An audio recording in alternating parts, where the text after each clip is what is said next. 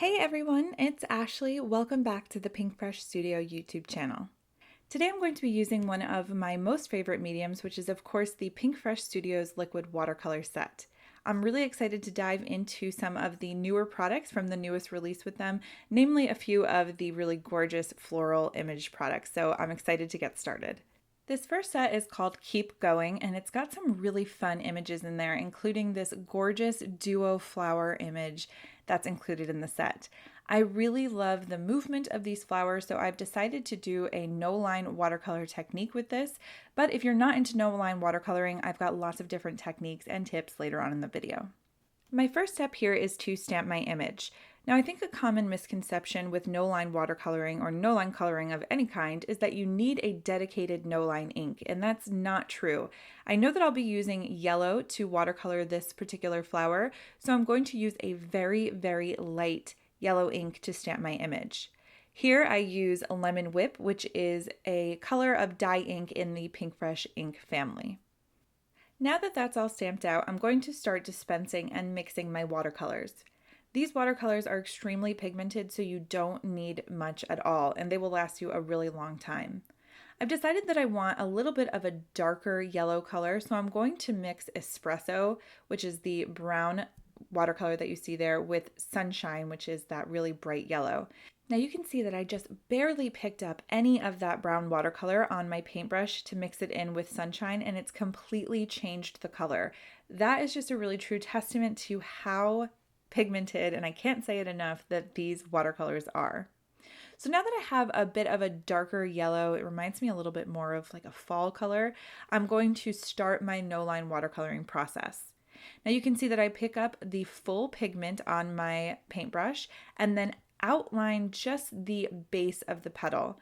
Now, as this goes out, I want it to fade and get lighter and lighter as we come out to the very tip of the petal.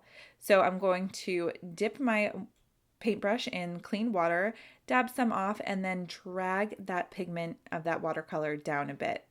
I'm going to repeat this process 2 to 3 times per petal, depending on really how much pigment I put on there in the first place. And once it dries, I get this really beautiful faded look. So let's go over that again on another petal. This is very important. When you're skipping around for petals where you're going from one petal to the next, you don't want to choose a petal that is touching that first petal that you've watercolored. You don't want to watercolor next to something that is wet, or else those colors will blend together. Normally that's not a very bad thing, but when you're doing no line watercoloring, you really need these petals to stand out on their own. So we've chosen a different petal. We line the very base of it with very pigmented color of that watercolor. Then I'm going to dip my paintbrush in some clean water, dab off some of the excess, and then drag that pigment down a bit. And we're going to repeat this process continuously throughout the entire flower. Another really important aspect to no-line watercoloring is to take a look at the movement of the flower. This particular flower is wilted down just a little bit in the image, so the base of the petal is actually at the top because it's wilted down. Normally when you look at a flower or a petal, the base of it is at the very bottom and the tip of the petal goes up from there. The movement of this flower is a bit different, so we want to make sure that we continue that through the watercoloring. When you think of a no-line watercolored image, you think of it looking as if the person who watercolored it actually watercolored the entire image themselves. But really what we're doing is we're enhancing an already stamped image. So to do that, we have to use different values and intensities of our colors. So that's what fading out these petals really does, is that it adds depth and highlights and dimension to this one-dimensional image and really brings it to life. And since you can't really lean on the stamped image itself with this technique, you really have to make sure that you create all of this dimension and differentiation in the image yourself and with the different shades of the colors that you've chosen. I'll quickly go through the next image that I'm going to be watercoloring, which is just the second flower in the set. So I'm using a very light purple color to stamp my image, and this is Soft Lilac from the PinkFresh ink family. I'm going to stamp that right onto another piece of watercolor cardstock. Now the purple watercolor I'll be using for this image is Lavender, and the main difference is that I won't be mixing this color with another color like you saw with the Sunshine and Espresso colors from the last image.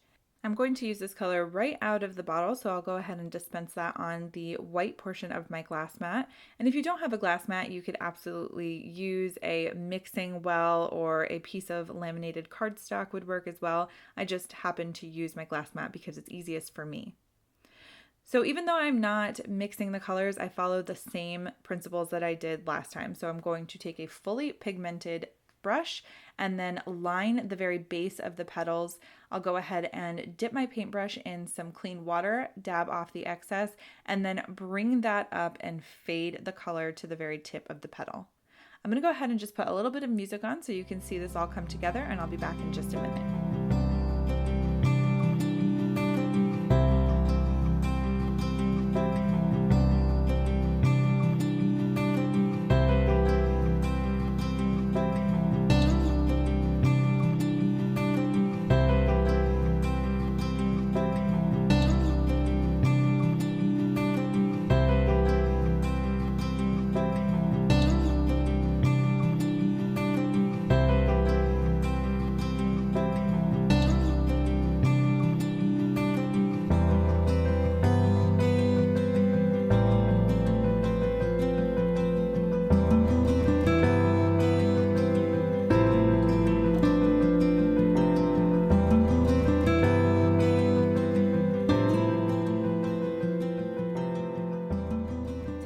Finishing up here, you can see the two images that I have die cut out using the coordinating dies.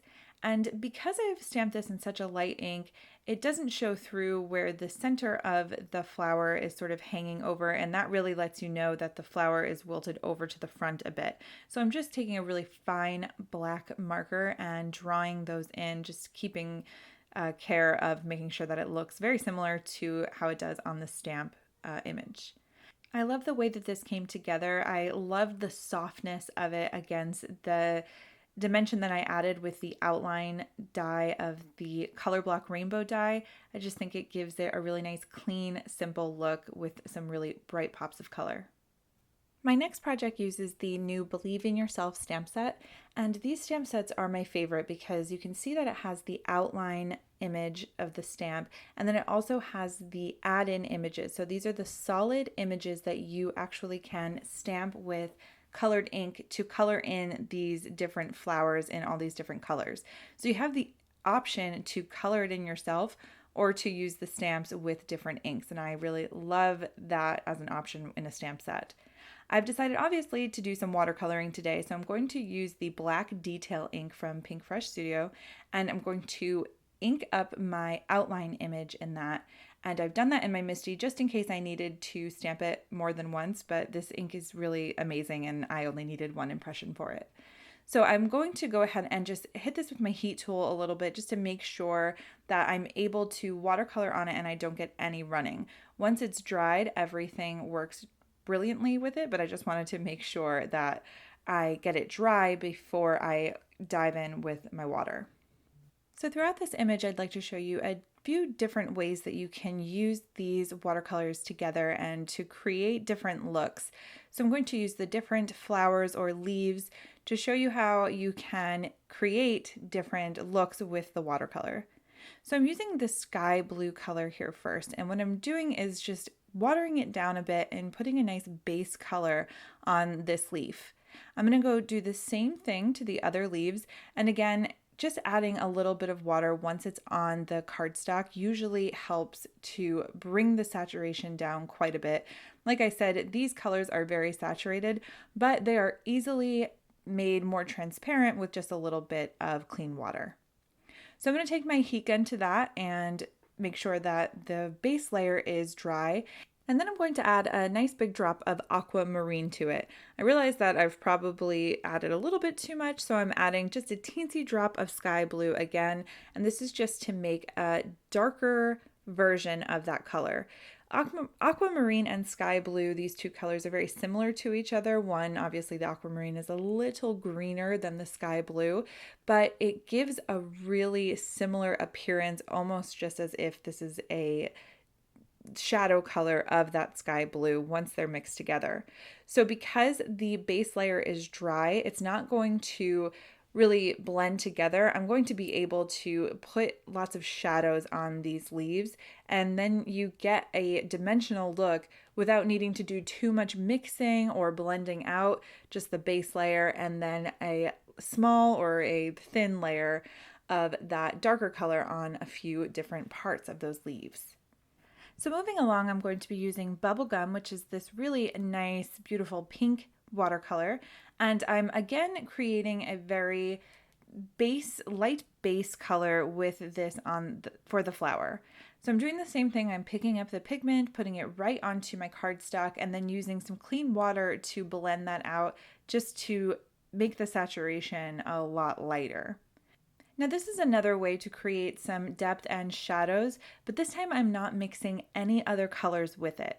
Since I made a very light base color by adding a lot of clean water, I'm able to pick up that same bubblegum color, and it's just a darker shade without adding lots of water to it. And now I'm creating a depth and a shadow look with the same exact color. This is great because it means that you don't have to have tons of different colors. You can start with a few of your favorite colors and you can get lots of different uses out of them just by adding a little bit more water or a little bit less water. And that's one of my favorite things about watercolor, and especially about these liquid watercolors, because you're able to create so many different looks with them. Next, I'm going to be using a very similar, if not the exact same technique as I did at the very beginning of the video, where I've mixed these two colors together. I'm going to use a very dark saturation at the base of the petals, and then I'm going to fade it out to the very tip of the petal. Now, obviously, this isn't no line watercoloring, since I've used a black ink to stamp this in, but you get that same fade out look without having to do the no line technique, and it looks just as great. I went ahead and just used that espresso color for the center of the flower just to add a little bit more dimension there, and then I'm pretty much done. For the orange flower, I used a very similar technique to the one that I used with the yellow, and now I'm going to do something that I really enjoy doing with most of my watercolor pieces, and I'm going to use some white gouache with some clean water, and then I'm going to spray this or splatter this all over my piece. Now I know that you're probably thinking like, why would you do this? It kind of ruins it, but I love the look of these tiny little white splatters all over this image. It just looks much more artsy to me, and it looks a little bit more creative. And maybe I'll grow out of this phase of loving all of this splatter, but right now I'm really into it.